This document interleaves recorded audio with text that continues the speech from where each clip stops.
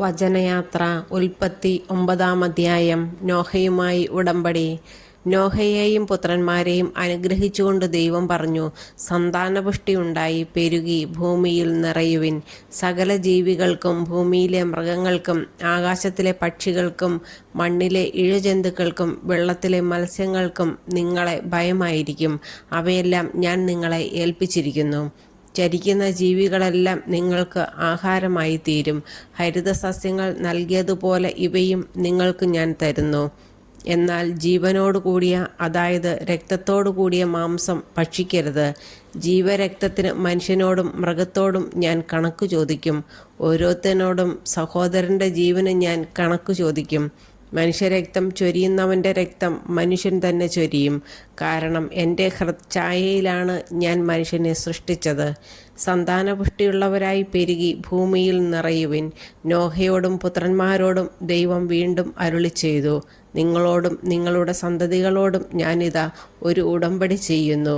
അതോടൊപ്പം നിന്റെ കൂടെ പെട്ടകത്തിൽ നിന്ന് പുറത്തു വന്ന ജീവനുള്ള സകലതിനോടും, പക്ഷികൾ, കന്നുകാലികൾ, കാട്ടുജന്തുക്കൾ എന്നിവയോടും നിങ്ങളുമായുള്ള എൻ്റെ ഉടമ്പടി ഞാൻ ഉറപ്പിക്കുന്നു. ഇനി ഒരിക്കലും വെള്ളപ്പൊക്കം കൊണ്ട് ജീവജാലങ്ങളെല്ലാം നശിക്കാൻ ഇടവരുകയില്ല. ഭൂമിയെ നശിപ്പിക്കാൻ ഇനിയൊരു വെള്ളപ്പൊക്കം ഉണ്ടാവില്ല. ദൈവം തുടർന്ന് അരുളിച്ചെയ്തു, എല്ലാ തലമുറകൾക്കും വേണ്ടി നിങ്ങളും സകല ജീവജാലങ്ങളുമായി ഞാൻ സ്ഥാപിക്കുന്ന എൻ്റെ ഉടമ്പടിയുടെ അടയാളം ഇതാണ്. ഭൂമിയുമായുള്ള ഉടമ്പടിയുടെ അടയാളമായി മേഘങ്ങളിൽ എൻ്റെ വില്ല് ഞാൻ സ്ഥാപിക്കുന്നു. ഞാൻ ഭൂമിക്ക് മേലെ മേഘത്തെ അയക്കുമ്പോൾ അതിൽ മഴവില്ല് പ്രത്യക്ഷപ്പെടും.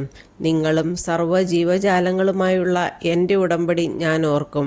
സർവ്വജീവനെയും നശിപ്പിക്കാൻ പോരുന്ന ഒരു ജലപ്രളയം ഇനി ഒരിക്കലും ഉണ്ടാകുകയില്ല.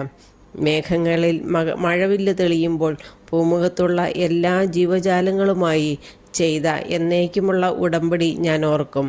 ദൈവം നോഹയോട് അരുളിച്ചെയ്തു, ഭൂമുഖത്തുള്ള സകല ജീവികളുമായി ഞാൻ സ്ഥാപിക്കുന്ന ഉടമ്പടിയുടെ അടയാളം ഇതായിരിക്കും.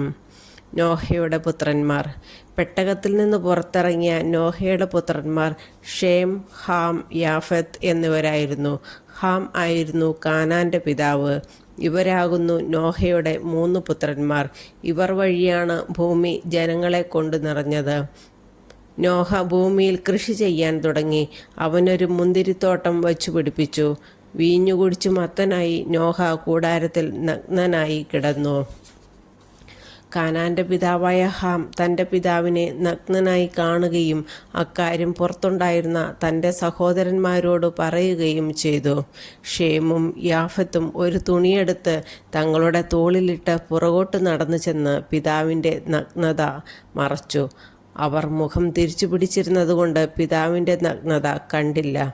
ലഹരി വിട്ടുണർന്ന നോഹ തൻ്റെ ഇളയ മകൻ ചെയ്തതെന്തെന്നറിഞ്ഞ് അവൻ പറഞ്ഞു, കാനാൻ ശപിക്കപ്പെടട്ടെ.